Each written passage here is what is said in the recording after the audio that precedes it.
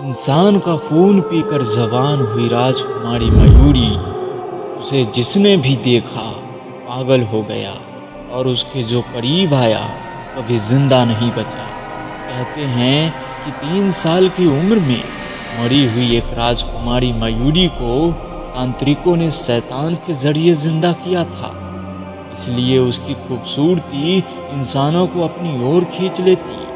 लेकिन पहली बार किसी इंसान ने मयूरी को अपनी ओर खींचा था, शिवा, जो अपने दोस्त जग्गू के साथ हवेली में आया था।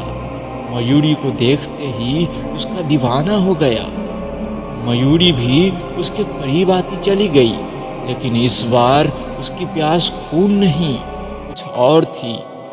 शिवा सही सलामत था। वह मयूरी के साथ हवेली के उस हिस्सों में जाने लगा जहां बिल्कुल जाना मना था।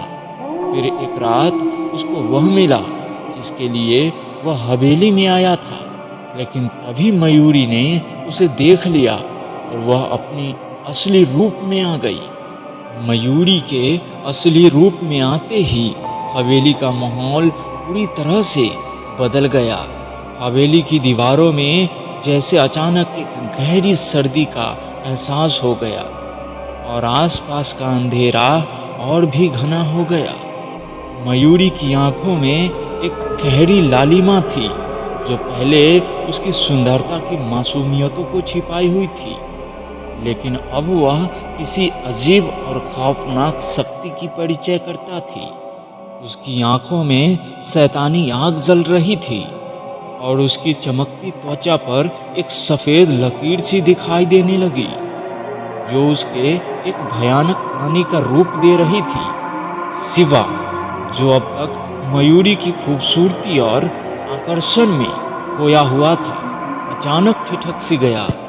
उसका दिल जोर जोर से धड़कने लगा और उसकी आंखों के सामने यह समझने की कोशिश करने का समय था कि वह क्या देख रहा था।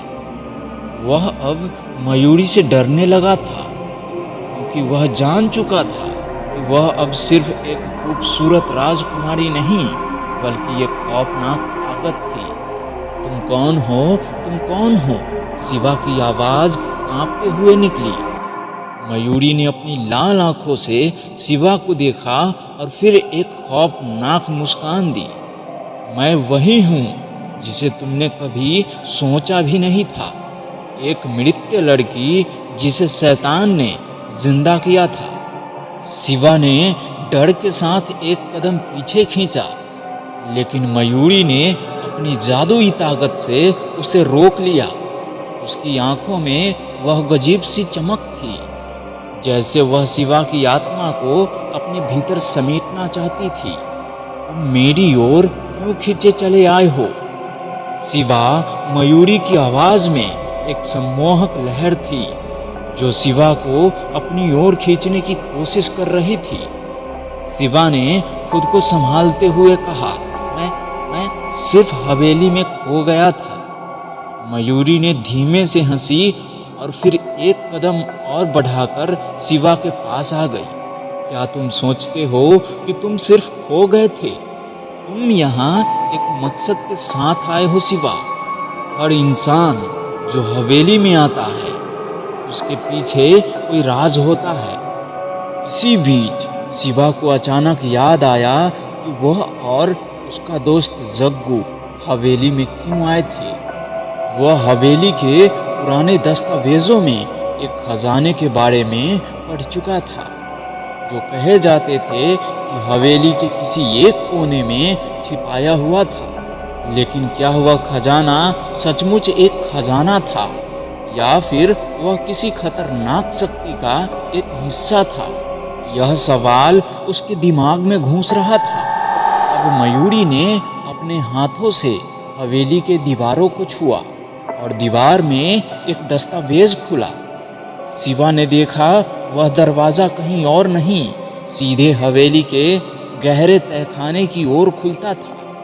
मयूरी ने मुस्कुराते हुए कहा, तुमने जो कुछ भी ढूंढने की सोची थी वह तुम्हें यहाँ मिलेगा, लेकिन एक कीमत है शिवा। शिवा को समझ आ गया था वह अब किसी ऐसे रास्ते पर आ चुका था जिससे लौटने का कोई रास्ता नहीं था। वह डरते हुए लेकिन किसी अदृश्य ताकत से खींचे हुए मयूरी के पीछे तहखाने में चला गया। वह जानता था कि अब उसके पास कोई विकल्प नहीं था।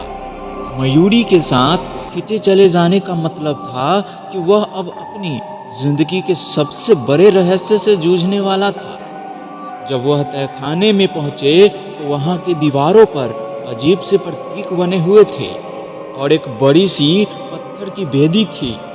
मयूरी ने शिवा को देखा और कहा, ये जगह वह जगह है जहां तुम्हारी किस्मत तय होगी।